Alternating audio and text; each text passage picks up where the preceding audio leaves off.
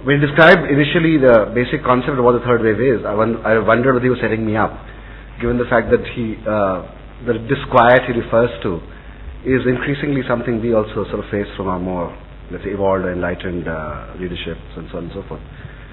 But when he sent me the literature on the subject of the third wave, as it were, I felt it was pretty consistent with the way we've looked at our brand, and we have some fairly well thought through, fairly well codified thoughts on how we look at the brand Times of India and the world at large.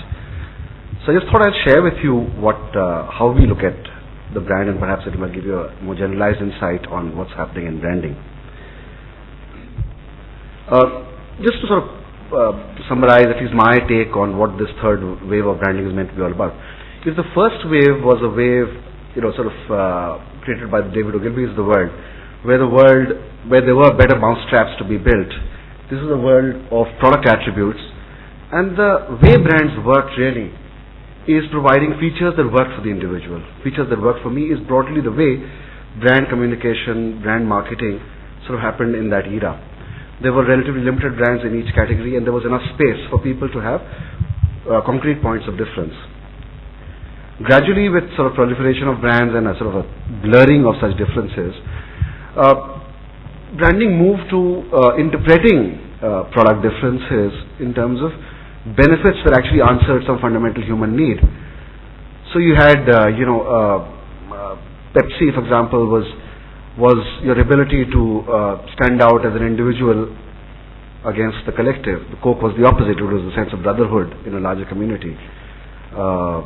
The idea of, let's say, Whirlpool was a sense of confidence of being a mom who can turn things around and being a magic mom. So the benefit or the feature of let's say mobile phones was the idea of being in touch with whoever you wanted to, and therefore this was being able to interpret attributes in a way that made sense and touched home deeper within.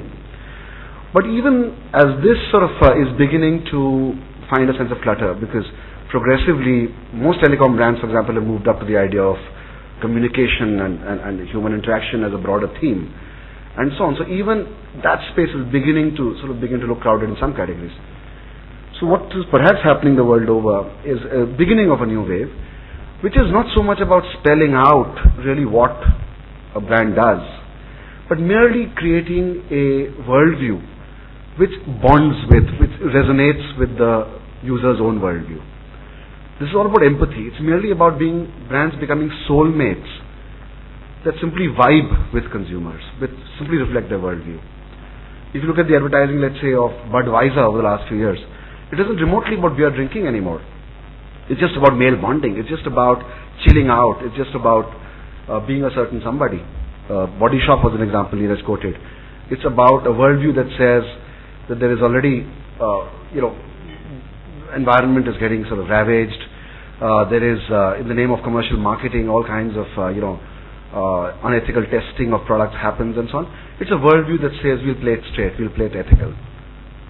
So it's a worldview that actually begins to bond with people. So it'll be my attempt to share with you what the Times of India worldview is and how that reflects a changing reality of the way India is changing. Let's start with the newspapers and the way they traditionally saw themselves.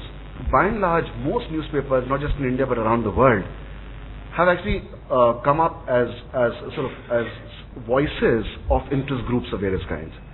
The Times of India itself, for example, was the paper launched by the business community of Bombay. Similarly, reformers, social organizations, lobbying groups. By and large, most newspapers came into being by trying to change the world in the image of the promoter, of the publisher. So as a result, by and large, they saw their role as lofty, and and it sort of pedestalized. The industry pedestalized itself through terms like the fourth estate.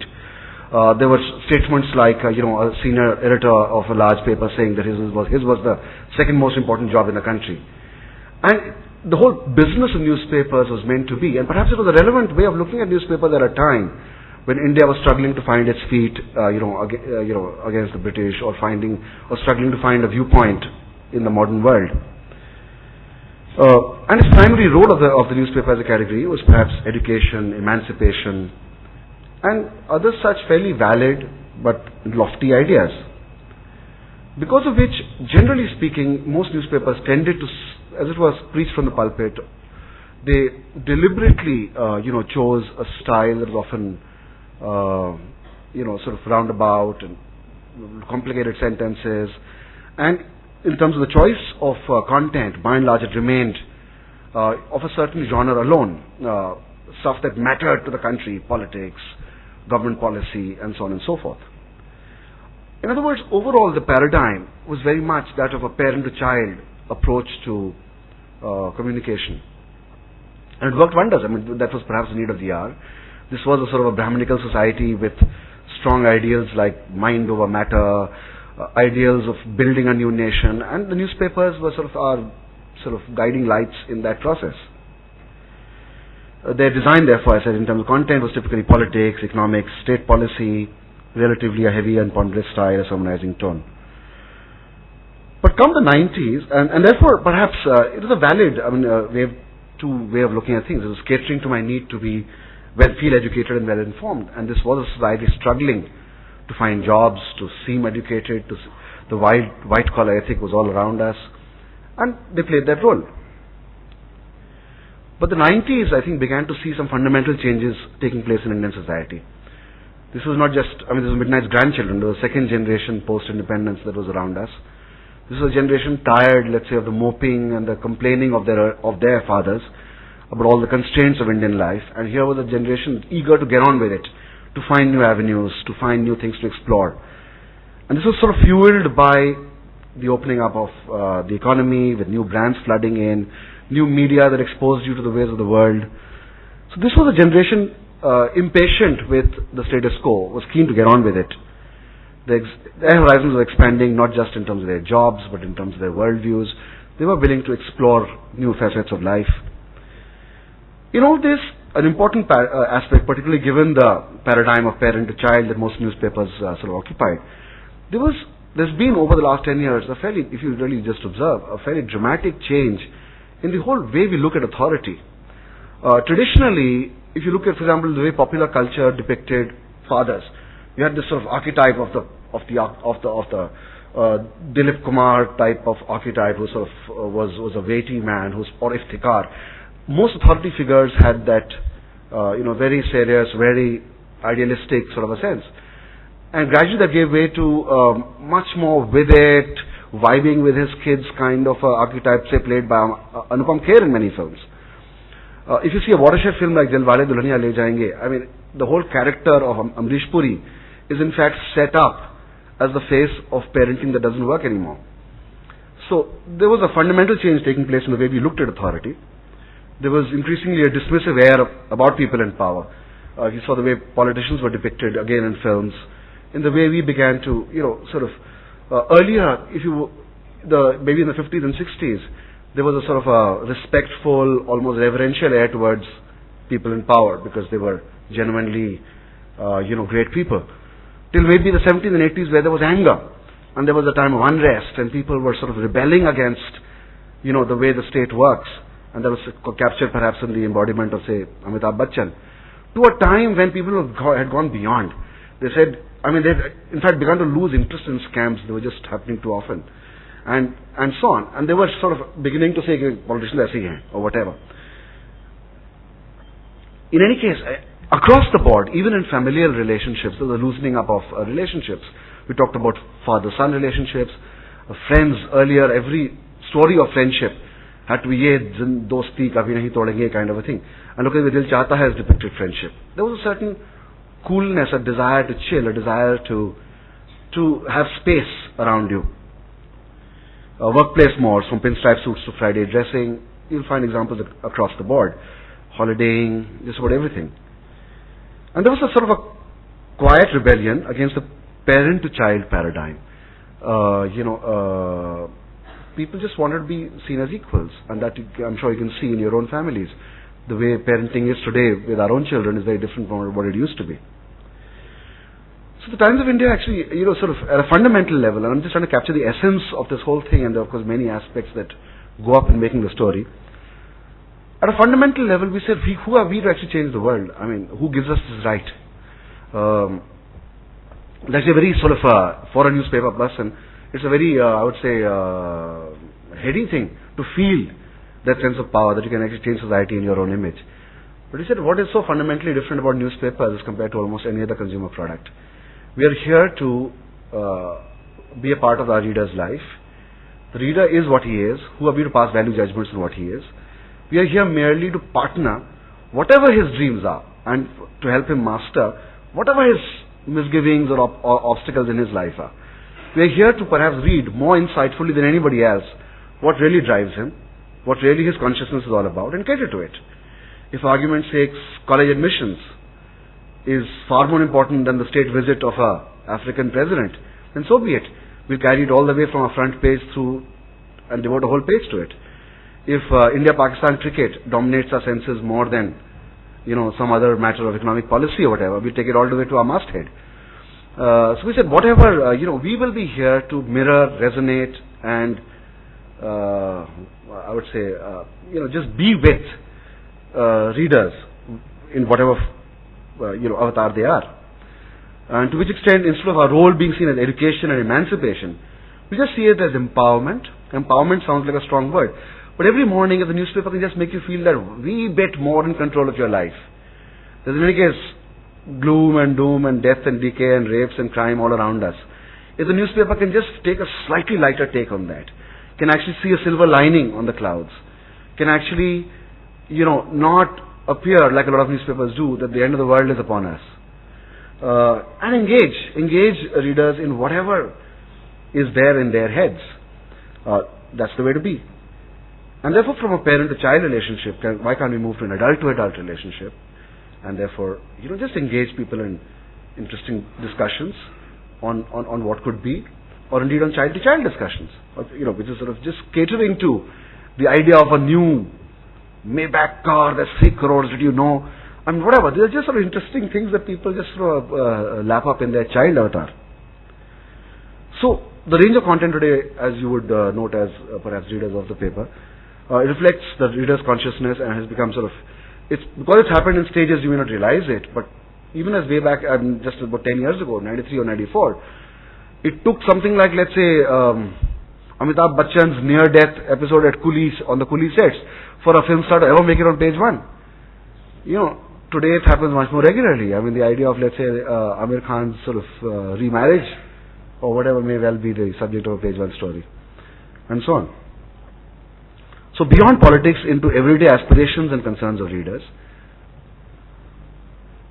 just sort of, and this is commonplace, it happens all the time, from news that is important, where we took the call as editors and newspaper makers, in all caps, news that is important, to news you can use. So, we are redefining what news itself is. News isn't necessarily a post facto report on something that's already happened in the last 24 hours. It could be a ready reckoner. It could be let's say, a guide on how to approach college admissions. It could be, a guide on how to approach a SARS epidemic or whatever. So it isn't news in the standard sense of the term. It's anything that empowers readers and makes them feel engaged. Doing away with political correctness. Again, I think there's a whole chapter here which again could be a subject of a separate discussion. This whole manner in which I think organized society in general tended to accord too much importance to institutions of man. History books will give you blow-by-blow accounts of kings and dynasties and give you hardly a sense of what happened in the popular culture of those times. Similarly, newspapers tended to be obsessed with matters of state. Would tend to look at, Prime Minister Atal Bihari Vajpayee. That's the 5-word nomenclature by which, he would be referred to time and again. This is if the normal man on the street has begun to change his relationship with those in power. In any case, they're here to serve us. It's not that we have anything against politicians. It's just that you have got to, part of empowerment is to make people feel, being able to look the world in the eye. So, it's everything from, if in any case, most of us think of the whole politics game as a bit of a charade. So we call it the dance of democracy, and you have serious news on the subject, but the whole thing possibly has a slightly bemused sense of detachment. You call this whole thing the political akhada. You have, humorists like Bachi and Jug writing about these things from time to time. You have, cartoonists, in fact, more than any other newspaper in the country today, infographics, people, so on. I mean, some tell us we get carried away with some of this at times, and perhaps we do, especially when it gets difficult to read, but this is more to illustrate a point.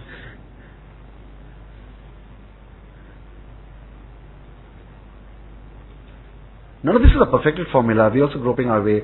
There are times, there's recent feedback that maybe we're going overboard on some of these things. We're today reassessing, just pulling back a bit. But I think the larger point is still valid. Respect for individual aspirations over the collective. We've done across our editions, so there's always a difference in viewpoint with the way the individual will look at life and society will. Society will look at people from the IIMs going abroad as brain drain. The individual look at it as a great job cracked. And so on. When dressing habits change, there'll always be a bit of a dispute between the way the individual feels and the way the collective feels, and so on. The newspaper is a platform for such debates, and wherever possible, we try and take the side of the individual. Day before yesterday was an edit celebrating the fact that Jassi had landed up on a postage stamp. And again, this is of course part of the whole thing of political correctness as well. Basically, this is about eschewing the standard establishment way of doing things and questioning assumptions and giving way to new individual aspirations. Space in the relationship, the way we write the newspaper. Newspapers tended to be try and bludgeon you into a particular point of view. The way a lot of newspapers, even right now, I mean, I don't name some of the others that you may be exposed to, but they sort of, come on very strong to have you subscribe to a point of view. We deliberately, if you have a view, we'll also give a counter view. We'll have the Sunday sort of debates. We, if for argument's sake after Gujarat, the natural tendency of a lot of journalists who tend to be a bit left of center was to trash this whole thing in a big way. We deliberately offered space to say Balbir Punj of the BJP to give his point of view, and we monitor this to ensure that opinions of various sides flourish, so that people are treated as adults and come to their own viewpoint. And therefore, the way we summarize this is that we offer choices, not judgments. From here on, let's share some advertising that perhaps captures some of these basic thoughts. This is a campaign that's been, running right now. Some of you may have seen it. We just about broken it. Eat with your mouth closed. Speed limit 50 kilometers per hour. No smoking. Go slow. No left turn. One way. No entry. For adults only. Don't argue with me. Cover your mouth when you yawn. Ladies first. Please stand in the queue. Keep off the grass. No overtaking from the left. Horn okay please. Switch off your mobile phones. Nightclubs will shut down at 11. Isn't it wonderful that in a world of rules and regulations, at least one newspaper doesn't tell you exactly what to do?